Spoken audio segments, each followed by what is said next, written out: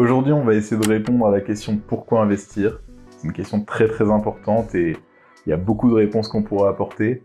On va essayer de faire le plus simple possible, mais en gros, on entend souvent que investir c'est pour les riches, et en l'occurrence, c'est une énorme erreur de penser ça, parce qu'investir c'est plus du tout un luxe, c'est une nécessité.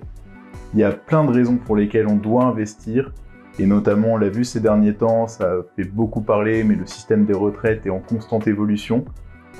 Nos parents avaient la retraite, étaient assez certains de toucher de l'argent une fois la soixantaine passée, c'est plus vraiment le cas pour nos générations, et du coup il faut préparer ce moment-là. Investir, ça permet aussi de répondre à d'autres objectifs, typiquement se protéger contre l'inflation.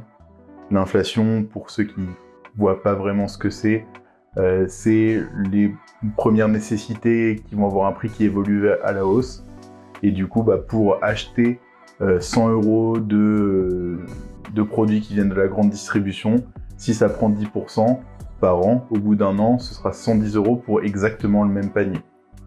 Là, en l'occurrence, l'inflation qui est très élevée ces dernières années fait que vous perdez de l'argent si vous ne le placez pas.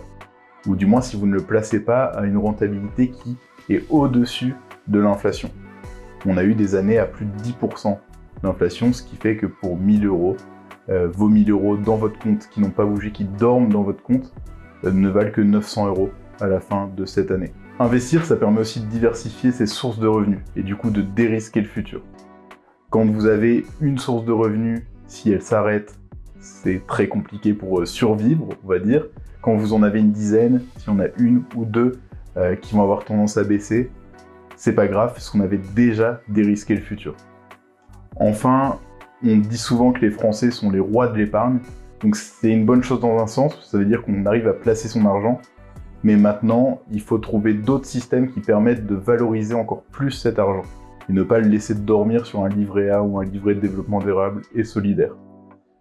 Donc pour ça, on va aborder dans une série de vidéos surtout de l'immobilier, mais globalement, le maître mot de cette vidéo, c'est passer le pas. Fixez-vous des objectifs, c'est extrêmement important. Essayez de vous dire, dans 10, 15, 20 ans, 30 ans, je veux avoir ce patrimoine, et comme ça, vous saurez à quelle hauteur, tous les mois, vous devrez placer de l'argent. Et une dernière chose qu'il faut absolument retenir, c'est payez-vous en premier. C'est excessivement important, étant donné que l'être humain va avoir tendance à dépenser ce qu'il a sur son compte. Donc le premier jour, dès que vous avez votre salaire, mettez-le de côté. Pour savoir combien vous devez mettre de côté, comme j'ai dit, vous pouvez vous fixer des objectifs, mais vous pouvez aussi faire le système des enveloppes, dire voilà 50% pour les charges fixes, 20% pour le plaisir et 30% en placement. Et à ce moment-là, ces 30%, vous pouvez les placer. Il faut placer peu importe à quelle hauteur. Si vous pouvez placer 10 € par mois, c'est très bien. Si vous pouvez placer 100 € par mois, c'est encore mieux, et ainsi de suite. Mais tant que vous pouvez placer, il faut le faire.